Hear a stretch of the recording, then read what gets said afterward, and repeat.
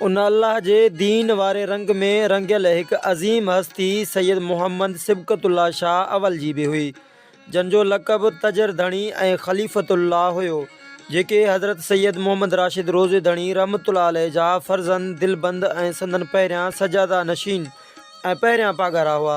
संदन वालिद करीम पंहिंजी हयाती में ई खेनि ख़लीफ़तुल्लाह करे पुकारींदा हुआ।